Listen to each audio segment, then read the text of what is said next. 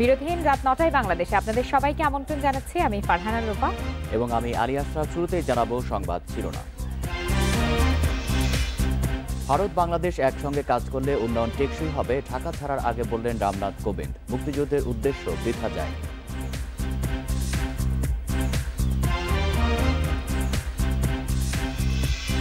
দেশের যোগাযোগ ব্যবস্থা ভারসাম্যপূর্ণ নয়, আন্তঃমন্ত্রণালয় সমন্বয়ের অভাবে অপচয় হচ্ছে অর্থ, বলছেন বিশেষজ্ঞরা।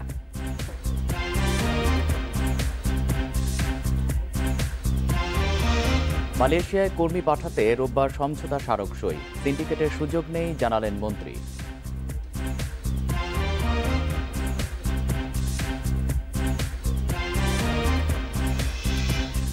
দেশে 2020 সালে জঙ্গি ও সন্ত্রাসী কার্যকলাপ কমেছে, বেড়েছে গ্রেপ্তারের সংখ্যা, মার্কিন পররাষ্ট্র দপ্তরের প্রতিবেদন।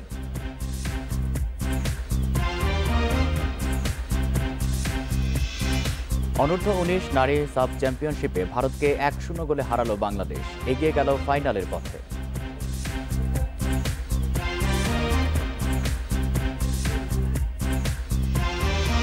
শুনছিলেন শিরোনাম, এবার বিস্তারিত। বাংলাদেশ ভারত একসঙ্গে কাজ করলে এই অঞ্চলের উন্নয়ন টেকসই হবে বলে মন্তব্য করেছেন ভারতের রাষ্ট্রপতি রামনাথ কোবিন্দ। সকালে রাজধানীর একটি হোটেলে আয়োজিত সুধী সমাবেশে তিনি একথা বলেন। বাংলাদেশ এখন বিশ্বে উন্নয়নের রোল মডেল জানিয়ে রামনাথ কোবিন্দ বলেন, এই অর্জনই প্রমাণ করে মুক্তিযুদ্ধের উদ্দেশ্য ব্যর্থ হয়নি। 3 দিনের রাষ্ট্রীয় সফর শেষে শুক্রবার দুপুরে ঢাকা ছাড়েন ভারতের রাষ্ট্রপতি। ঢাকা সফরের তৃতীয় দিন ভারতীয় নাগরিক, দেশের বিভিন্ন রাজনৈতিক দলের নেতা, পেশাজীবী প্রতিনিধি সহ 350 আমন্ত্রিত অতিথিদের এক সুধী সমাবেশে যোগ দেন ভারতের রাষ্ট্রপতি রামনাথ কোবিন্দ। এ সময় সংক্ষিপ্ত বক্তব্যে তিনি জাতির পিতা বঙ্গবন্ধু শেখ মুজিবুর রহমান ও মুক্তিযুদ্ধের বিভিন্ন অবদানের কথা তুলে ধরেন। ভারতের মানুষের হৃদয়ে বাংলাদেশের বিশেষ স্থান রয়েছে। মুক্তিযুদ্ধে বাংলাদেশে মানুষ যে সাহসিকতার পরিচয় দিয়েছে তা প্রশংসনীয়। বঙ্গবন্ধুর নেতৃত্ব চিরস্মরণীয়। বর্তমান বিশ্বে উন্নয়নের রোল মডেলের পরিচিতি পেয়েছে বাংলাদেশ। এই অর্জনই বলে দেয় মুক্তিযুদ্ধের উদ্দেশ্য ব্যর্থ হয়নি। দুদেশের জনগণের অর্থনৈতিক ও সামাজিক যোগসূত্র প্রবৃদ্ধি ও উন্নয়নের যৌথ গল্পে অবদান রেখেছে, বলেন ভারতের রাষ্ট্রপতি। আমাদের দুই দেশের জনগণের মধ্যে যে অর্থনৈতিক ও সামাজিক যোগসূত্র তৈরি হয়েছে সেটিও এই যৌথ উন্নয়নে অবদান রেখেছে। উভয় দেশের নেতৃত্বই জানে আমাদের প্রবৃদ্ধির গতিপথ পরস্পর সংযুক্ত এবং সম্পদ ও অভিজ্ঞতার আদান প্রদান হল টেকসই উন্নয়নের মূল মন্ত্র। আমি আত্মবিশ্বাসী যে 1971 সালে রক্ত ও আত্মত্যাগের ফলে তৈরি এ বন্ধন ভবিষ্যতেও আমাদের দুই দেশকে এক সূত্রে বেঁধে রাখবে।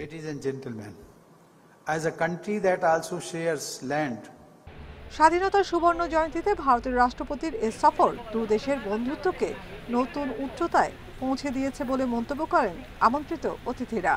বাংলাদেশ সরকার যে সাম্প্রদায়িক চেতনাকে নস্যাৎ করতে চায়, এই ব্যাপারে ভারত কোনো দ্বিধান্বিত না। রক্ত সিঞ্চন করে যে বন্ধুত্বের বৃক্ষটা ধীরে ধীরে গড়ে উঠেছে, সেটা একটা সংহত পর্যায়ে এসেছে। বাংলাদেশের যে উন্নয়নের অগ্রযাত্রা, সেই উন্নয়নের অগ্রযাত্রাকে ভারত সর্বাত্মকভাবে সমর্থন করে। সাম্প্রদায়িকতা বিরোধী যে রাজনীতি, সেটাও টেকসই হবে এই অঞ্চলে, যেটি নাকি আমাদের দেশের উন্নয়নের জন্য খুব বেশি দরকার। অনুষ্ঠান শেষে দুপুরে নিজ দেশের উদ্দেশ্যে ঢাকা ছাড়েন রামনাথ কোবিন্দ। হযরত শাহজালাল আন্তর্জাতিক বিমানবন্দরে ভারতের রাষ্ট্রপতিকে বিদায় জানান পররাষ্ট্রমন্ত্রী AK আব্দুল মোমেন।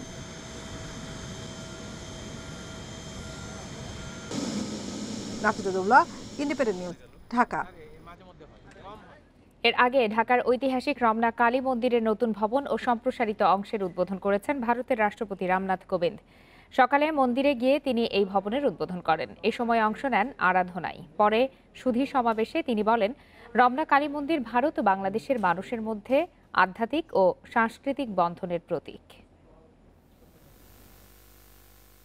ঢাকা সফরের তৃতীয় দিন সকালে রমনা কালী মন্দির পরিদর্শনে যান ভারতের রাষ্ট্রপতি রামনাথ কোবিন্দ।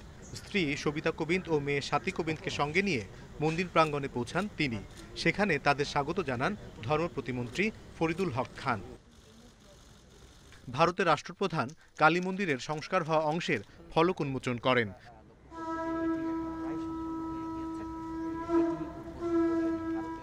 মূল মন্দিরে ঢোকার সময় শাঁখ বাজিয়ে সনাতনী রীতিতে অভিবাদন জানানো হয় ভারতের রাষ্ট্রপতিকে। পরে স্ত্রী ও মেয়েকে নিয়ে পূজা দেন দেবী প্রতিমার সামনে। আমাদের যে পূজার ডালা তার সামনে ধরেছি, সে ওইটা স্পর্শ করে মাকে প্রণাম করছে এবং পরবর্তীতে এসে পঞ্চপ্রদীপ নিয়ে মঙ্গল আরতি করছে যে বিশ্বের সকলের মঙ্গল হোক। প্রার্থনা শেষে মন্দির প্রাঙ্গণে উপস্থিত মন্দির কমিটির সদস্য এবং হিন্দু সম্প্রদায়ের প্রতিনিধিদের সঙ্গে কুশল বিনিময় করেন কোবিন্দ। 7 কোটি টাকা অনুদান দিয়েছেন এবং সেই 7 কোটি টাকা অনুদানের মাধ্যমে আমরা একটি মন্দির পুনর্নির্মাণ করতে পেরেছি, একটি ভক্ত নিবাস করার সুযোগ পেয়েছি এবং আমাদেরকে ভবিষ্যতে আমাদের এই মন্দিরে ছাত্রাবাস করার আশ্বাস দিয়েছেন। রাষ্ট্রপতির বাসভবন সবার জন্য উন্মুক্ত, আমাদের আমন্ত্রণ জানালেন, আমাদের সেখানে যেতে বললেন এবং আর একটা কথা বললেন যে এই দুই দেশের মধ্যে যে 50 বছর সুসম্পর্ক, সেই সম্পর্কটা যে দীর্ঘজীবী হয় সেই ব্যাপারে প্রার্থনা করলেন। সব মিলিয়ে 15 মিনিটের মতো মন্দিরে ছিলেন ভারতের রাষ্ট্রপতি। সেখান থেকে ফিরে যান হোটেলে। বাংলাপিডিয়ার তথ্য অনুযায়ী শঙ্করাচার্যের অনুগামী দর্শনার্থী সম্প্রদায় ঢাকার রমনায় এই কালী মন্দির প্রতিষ্ঠা করেন। প্রায় 500 বছর আগে বদ্রীনারায়ণের যোশী মঠের সন্ন্যাসী গোপালগিরি ঢাকায় এসে রমনায় প্রথমে একটি আখড়া গড়েন। 1971-এর 26 এবং 27 মার্চ পাকিস্তানি সামরিক জান্তারা এই রমনা কালী মন্দিরে গণহত্যা চালিয়েছিল। তারা ডিনামাইট দিয়ে গুড়িয়ে দিয়েছিল এই মন্দিরের মূল চূড়াটি। সেখানেই 50 বছর পর পুনর্নির্মিত হলো রমনা কালী মন্দিরের মূল ভবন, যার উদ্বোধন করে ভারতের রাষ্ট্রপতি রামনাথ কোবিন্দ বিশ্ব শান্তি কামনায় এখানে প্রার্থনা করেছেন। অনিমেষ কর, ইন্ডিপেন্ডেন্ট নিউজ, ঢাকা। বিজয়ের সুবর্ণ জয়ন্তী ও মুজিব বর্ষ উপলক্ষে প্রধানমন্ত্রী শেখ হাসিনা এবং বঙ্গবন্ধুর ছোট মেয়ে শেখ রেহানা 15 আগস্টে শহীদদের প্রতি শ্রদ্ধা নিবেদন করেছেন। সকালে রাজধানী বনানী কবরস্থানে শ্রদ্ধা নিবেদন করেন তারা। বঙ্গমাতা শেখ ফজিলাতুন্নেসা মুজিব, শেখ কামাল, শেখ জামাল, শেখ রাসেল সহ নিহত অন্যদের কবরে ফুল দিয়ে শ্রদ্ধা জানান শেখ হাসিনা ও শেখ রেহানা। 1975 সালে 15 আগস্ট ঘাতকদের হাতে নির্মমভাবে নিহত হন বাঙালি জাতির অবিসংবাদিত নেতা বঙ্গবন্ধু শেখ মুজিবুর রহমান। নিহত হন বঙ্গবন্ধুর স্ত্রী শেখ ফজিলাতুন্নেসা, ছেলে শেখ কামাল, শেখ জামাল ও শেখ রাসেল সহ অনেকে।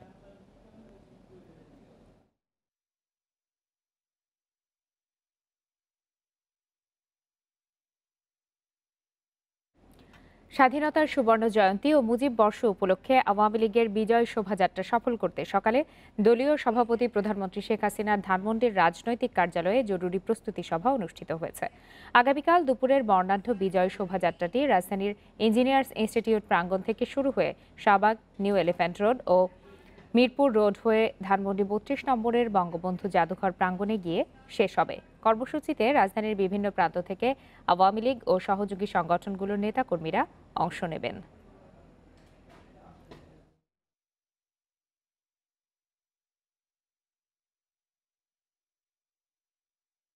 সুবর্ণ জয়ন্তী উপলক্ষে যে শ্রদ্ধেয় জাতির পিতা বঙ্গবন্ধু শেখ মুজিবুর রহমান স্বাধীনতার দিক নির্দেশনা দিয়েছিলেন, এই বিজয় শোভাযাত্রা আগামীকাল ঐতিহাসিক সরদি উদ্যান থেকে বেলা 2:30টায় শুরু হবে।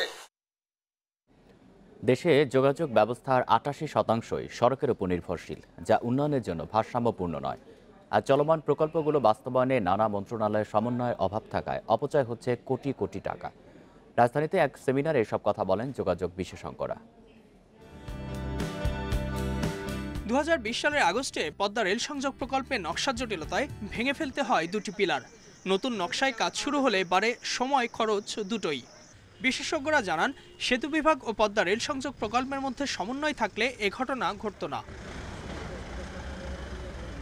বিশেষজ্ঞরা বলছেন, শুধু এটিই নয়, সরকারের নেওয়া নানা মন্ত্রণালয়ের প্রকল্পে চোখে পড়ে সমন্বয়হীনতা, অপচয় হয় বিপুল অর্থের। মেট্রো রেলের স্টেশনগুলি অপূর্ব হচ্ছে, কিন্তু কখনো কি শুনেছেন প্রতি 3 মিনিটে 200 থেকে 400 লোক ওঠানামা করবে এই ছোট্ট 3 ফিট ফুটপাতের উপরে? যখন এই কথাটি মেট্রো রেলের প্রধানকে বললাম, তখন বললো, it is not none of my business. Japan থেকে এক্সপার্টরা এসে আমার ইনস্টিটিউটে ঘন্টার পর ঘন্টা কাজ করছে, অর্থাৎ 1 টাকার কাজ 1 কোটি টাকা দিয়ে ওই জায়গা এখন অ্যাকোয়ার করতে হবে। স্বাধীনতার সুবর্ণ জয়ন্তীতে নিরাপদ যোগাযোগ ব্যবস্থা নিয়ে সড়ক পরিবহন ও মহাসড়ক বিভাগের এই সেমিনারে বিশেষজ্ঞরা আরও জানান, সড়ক নির্মাণ ও যোগাযোগ ব্যবস্থার যে উন্নয়ন হচ্ছে তা বিজ্ঞানসম্মত নয়। সড়ক তার উন্নয়ন করেই যাচ্ছে, রেলের সাথে তার কোনো সম্পর্ক নয়, বরঞ্চ বৈরী সম্পর্ক। লেভেল ক্রসিং দিয়ে জট লাগিয়ে ফেলছি। সড়কের সেতুগুলি দেখিয়ে আজকে ভাড়ার জন্য আয়োজন করা হচ্ছে, কারণ নিচে হেডরুমের যে রিকোয়ারমেন্টটা আছে সেটা রাখতে পারিনি। তার মানে সমন্বিত হয়নি, এখানে একটা সাংঘর্ষিক কন্ডিশনে আমরা স্বাভাবিক উন্নয়ন করে গেছি। প্রকল্পে দুর্বলতার কথা স্বীকার করেন সড়ক পরিবহন ও মহাসড়ক বিভাগের সচিব। তবে পরিকল্পনা মন্ত্রীর আশা, প্রকল্প বাস্তবায়নে মন্ত্রণালয়গুলোর কাজে সমন্বয় আসবে। সড়ক অবকাঠামো, বিদ্যুৎ অবকাঠামো, পানিপথের বা জলপথের অবকাঠামো, এই সকলের সমন্বয়ে অচিরেই আশা করি একটি বিশাল ইন্টিগ্রেটেড অবকাঠামো সিস্টেম গড়ে উঠবে। বাস্তবায়নের জন্য সেই রকমের দক্ষ এবং সেইবার নিষ্ঠাবান জনবলের দরকার। এই কথাটা বলেছেন, সেটা ঘাটতি রয়েছে। উন্নয়নের সদিচ্ছা আছে বললে আমার বডি ল্যাঙ্গুয়েজে সেটা প্রকাশ ঘটেছে, তবে সেটা টেকসই হচ্ছে না, হচ্ছে কিনা, ফাংশনেবল হচ্ছে কিনা, সেই বিষয়টা নিয়ে কিন্তু আমাদের প্রশ্ন আসছে। এছাড়া উন্নয়ন প্রকল্পের সম্ভাব্যতা যাচাইয়ের দুর্বলতার কথা উঠে আসে সেমিনারে। এতে সময় ব্যয় দুটোই বাড়ে বলেও জানান বক্তারা। সোনার বাংলা বিনির্মাণ অভিযাত্রা। Ijazur Rahman, independent News, Dhaka. ৩ বছর বন্ধ থাকার পর বাংলাদেশি কর্মীদের জন্য আবারও চালু হচ্ছে মালয়েশিয়ার শ্রমবাজার। এ বিষয়ে রবিবার দুই দেশের মধ্যে সমঝোতা স্মারক সই হবে। সকালে আন্তর্জাতিক অভিবাসী দিবস উপলক্ষে আয়োজিত এক সংবাদ সম্মেলনে এসব কথা জানায় প্রবাসী কল্যাণ ও বৈদেশিক কর্মসংস্থান মন্ত্রণালয়। এ সময় মন্ত্রী জানান, বিদেশে কর্মী পাঠাতে কোনো ধরনের সিন্ডিকেটকে সুযোগ দেওয়া হবে না। 2018 সালের সেপ্টেম্বরে বাংলাদেশ থেকে কর্মী নেওয়া বন্ধ করে দেয় মালয়েশিয়া। গত 3 বছরে অনেক আলোচনার পর অবশেষে খুলছে মালয়েশিয়ার শ্রমবাজার। আন্তর্জাতিক অভিবাসী দিবস উপলক্ষে আয়োজিত এক সংবাদ সম্মেলনে জানানো হয়, মালয়েশিয়ায় কর্মী পাঠাতে সে দেশের সরকারের সঙ্গে রোববার সমঝোতা স্মারক সই হতে যাচ্ছে। এ উদ্দেশ্যে 18 সেপ্টেম্বর মালয়েশিয়া যাচ্ছেন প্রবাসী কল্যাণ ও বৈদেশিক কর্মসংস্থান মন্ত্রী। এই অতীতকে আমি কিন্তু যত দূর করতে পারবো ওটাই আমি কিন্তু চেষ্টা করে এসেছি। সব শেষ কথা হলো কি, আমি সাকসেসফুল হব কি হব না ওটা নির্ভর করবে এমওইউ সাইনিং এর পরে। এই মন্ত্রণালয়ের তরফ থেকে আমরা যা কিছু প্রস্তাব করেছি সেখানে কিন্তু সিন্ডিকেটের কোনো সুযোগ আমরা কিন্তু করে দেইনি। এ সময় মন্ত্রণালয়ের সচিব জানান, মালয়েশিয়ার বাজার চালু হলে বিএমইটির ডাটা ব্যাংক থেকে কর্মী পাঠানো হবে। আমাদের ডাটাবেজের এভরিথিং ইজ রেডি। সো অনেক সময় আছে যে লোকজন ভাবে যে আমি কেন ডাটাবেজে অন্তর্ভুক্ত হব। যেমন আমি যখন টিকার জন্য বললাম তখন কিন্তু সবাই এসছে, কারণ তারা জানেন যে এখানে অন্তর্ভুক্ত হলে টিকা নেওয়া যাবে। ঠিক কালকে যদি আমি বলতে পারি যে অমুক দেশে যাওয়ার জন্য তুমি অন্তর্ভুক্ত হও, এটা হবে। সংবাদ সম্মেলনে জানানো হয়, জনশক্তি পাঠানোর নতুন বাজার তৈরির লক্ষ্যে ফেব্রুয়ারিতে গ্রিসের সাথে সমঝোতা স্মারক সই হবে। এছাড়া কোনো রিক্রুটিং এজেন্সি কর্মী পাঠানোর ক্ষেত্রে সরকার নির্ধারিত টাকার চেয়ে বেশি নিলে ব্যবস্থা নেবে মন্ত্রণালয়। উত্তর আমাদের এই ডিজি এবং শামীম আহমেদ, ইন্ডিপেন্ডেন্ট নিউজ, ঢাকা। আগামী রবি বা সোমবার থেকে দেশে পরীক্ষামূলকভাবে করোনা টিকার বুস্টার ডোজ দেওয়া শুরু হবে বলে জানিয়েছেন স্বাস্থ্যমন্ত্রী জাহিদ মালেক। সন্ধ্যায় মানিকগঞ্জে স্বাধীনতা সুবর্ণ জয়ন্তীর অনুষ্ঠানে তিনি একথা জানান। মন্ত্রী বলেন, প্রথমে সম্মুখ সারে চিকিৎসক, নার্স, সরকারি কর্মকর্তা, কর্মচারী, গণমাধ্যম কর্মী এবং 60 বয়সীদের বুস্টার ডোজের আওতায় আনা হবে। করোনা সংক্রমণ রোধে 2 ডোজ টিকার পর কোনো দেশে আরও 1 ডোজ দেওয়া হচ্ছে। করোনার নতুন ধরন ওমিক্রন প্রতিরোধে টিকার 3য় ডোজ বেশি গুরুত্ব পাচ্ছে। বলা হচ্ছে, বাড়তি 1 ডোজ টিকা নতুন ধরনটি মোকাবেলায় কার্যকর ভূমিকা রাখবে। দেশে এই পর্যন্ত প্রায় 7 কোটি মানুষকে টিকার প্রথম ডোজ দেওয়া হয়েছে। অন্তত 4.5 কোটি মানুষকে দেওয়া হয়েছে দ্বিতীয় ডোজ। 60 ঊর্ধ্ব যারা আছেন এবং যারা ফ্রন্টলাইন ওয়ার্কার, যেমন ডাক্তার, নার্স, সরকারি কর্মকর্তা, কর্মচারী যারা কাজ করেন, এক্সপোজড হন, মানে বিভিন্ন সময় দৌড়াদৌড়ি করতে হয়, আমাদের সাংবাদিক ভাইরা, যেমন গণমাধ্যমের ব্যক্তিবর্গরা, এই ধরনের ব্যক্তিদেরকে আমরা বুস্টার ডোজ দেওয়ার সিদ্ধান্ত নিয়েছি।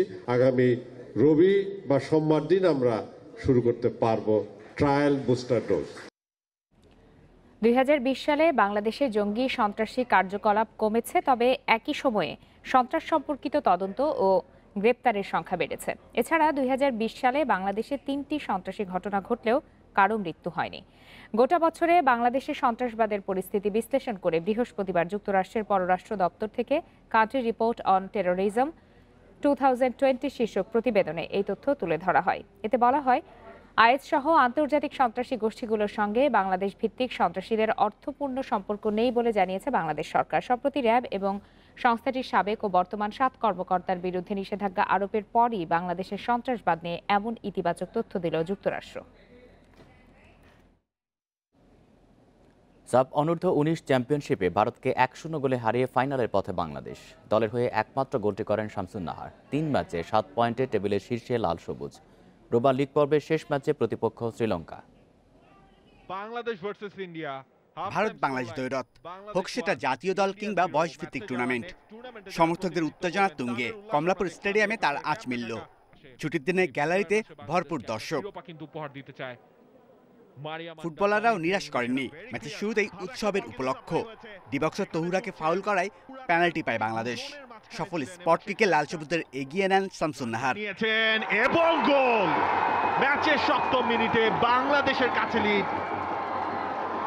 37 মিনিটে আখের ফ্রি কিক। কর্নারের বিনিময়ে দলকে সুরক্ষিত রাখেন গোলরক্ষক আনিশকা। প্রথমার্ধের শেষ দিকে শামসুন নাহার জুনিয়রের গোল বাতিল হয় অফসাইডের কারণে। তিনি একটা গোল করেছিলেন, তবে সেটা অফসাইডের কারণে বাতিল হয়েছে। বিরতির পর সমতায় ফিরতে মরিয়া ভারত, কিন্তু ওদের আক্রমণগুলো দক্ষতার সাথে ফিরিয়েছে টাইগ্রেসরা। 57 মিনিটে আখিকে আবার হতাশ করেন গোলরক্ষক। এরপরই দুটি সুযোগ নষ্ট করেন ভারতের সুমিতা কুমারী। দেখাবো এই মুহূর্তে কিন্তু একটা চান্স এবং ইন্ডিয়া এর সঙ্গে রেফারি শেষ বাঁশি বাজতেই গ্যালারি জুড়ে পতাকা হাতে বেঙ্গল টাইগারদের বিজয় উৎসব। বিগত দিনে যে কঠোর পরিশ্রম করে আসছে সেটার প্রতিফলন রাখছে। তারা ভালো ফুটবল খেলছে এবং আজকে ইন্ডিয়ার সাথে জয়লাভ করছে। খুব আশা নিয়ে বাংলাদেশে খেলা দেখতে আসছিলাম আর আমরা সবাই খুশি। ভারতকে হারাইতে পারে খুব খুশি। এই জয়ের মাধ্যমে বিজয়ের মাসে আমাদের উৎফুল্ল করে আমাদের ফুটবলের প্রতি যে উন্মাদনা সৃষ্টি হয়েছে, এই উন্মাদনা এই উৎফুল্লতা চলমান থাকুক, এ হচ্ছে আমাদের কামনা। ক্যাপ্টেন যে মারিয়া এবং তহুরা এবং আপনার যে ডিফেন্সে যে আখি খেলেছে, খুবই দুর্দান্ত খেলেছে। তার কারণে কিন্তু আজকে আমরা জয় ছিনিয়ে নিয়েছি। বাংলাদেশ বাংলাদেশ বাংলাদেশ বাংলাদেশ। রাউন্ড রবিন লিগের শেষ ম্যাচে রোববার শ্রীলঙ্কার মুখোমুখি হবে বাংলাদেশ। Shamim Ahmed, Independent News, Dhaka. নিউজিল্যান্ডে বাংলাদেশ দলের অনুশীলন স্থগিত। অনুমতি দেওয়ার একদিন পরই তা প্রত্যাহার করেছে নিউজিল্যান্ড স্বাস্থ্য মন্ত্রণালয়, জানিয়েছেন টিম অপারেশনস ম্যানেজার নাফিস ইকবাল। 3 দিনের রুম কোয়ারেন্টিনে থাকা অবস্থায় মিলবে না জিম ওয়ার্কের সুযোগ। এদিকে রঙ্গনা হেরাথের ওমিক্রন রিপোর্টের ওপর নির্ভর করছে সিরিজের ভাগ্য, যদিও স্পিন কোচের শারীরিক অবস্থা উন্নতির দিকে।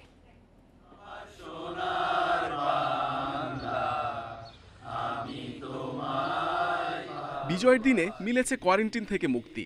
বৃষ্টিতে অনুশীলন পণ্ড হলেও জাতীয় সঙ্গীতকে বিজয়ের আনন্দে আবেগ আপ্লুত টাইগাররা। নিয়ম অনুযায়ী অনুশীলনের কথা থাকলেও শুক্রবার আসে দুঃসংবাদ। করোনা সতর্কতায় আবারও বন্দি জীবনে ফিরতে হচ্ছে মুশফিক সাদমানদের। ম্যানেজড আইসোলেশন অ্যান্ড কোয়ারেন্টিনে 7 দিন থাকার কথা থাকলেও সময় বেড়েছে আরও 3 দিন। রুমবন্দি টাইগাররা শুধু অনুশীলন নয়, ব্যবহার করতে পারবেন না জিমনেশিয়াম। আমাদের প্র্যাকটিসটা কাপল অফ ডেজের জন্য হোল্ড করতে বলা হয়েছে। এই আপডেটটা আসে হলো straight away from the ministry of health New Zealand গভর্নমেন্টের কাছ থেকে, ডিউ টু সাম আনঅ্যাভয়েডেবল সার্কামস্টেন্সেসের কারণে। বেসিক্যালি আমাদের কিন্তু আরেকটা টেস্ট বাকি রয়েছে। যাকে দিয়ে দুঃসংবাদের শুরু, সেই রঙ্গনা হেরাতের শারীরিক অবস্থা উন্নতির দিকে। এদিকে করোনা আক্রান্ত যাত্রী সংস্পর্শে আসা মুমিনুল সহ ক্রিকেটার ও কোচিং স্টাফরা আছেন আইসোলেশনে। ও গ্র্যাজুয়ালি বেটার হচ্ছে, তার সাথে রেগুলার যোগাযোগে আছে আমাদের টিম। সুজন ভাই রয়েছেন, আমি আছি তার সাথে নর্মালি যোগাযোগে। He is fine, he is doing well, he is improving এবং হোপফুলি ওর খুব শিগগিরই আমরা ইনশাল্লাহ তাকে আমাদের সাথে পাবো। এত সব প্রতিবন্ধকতার পরও দুশ্চিন্তা নেই সিরিজ নিয়ে। সূচি অনুযায়ী 22 ও 28 ডিসেম্বর 2 দিনের প্রস্তুতি ম্যাচ খেলবে টাইগাররা। 2 টেস্ট সিরিজের প্রথম ম্যাচটি 1 জানুয়ারি মাউন্ট মঙ্গানুইয়ে, দ্বিতীয়টি 9 জানুয়ারি ক্রাইস্টচার্চে। Mohammad Nazim, Independent News. শেষ করছি বিরতিহীন রাত 9টায় বাংলাদেশ। ধন্যবাদ সবাইকে।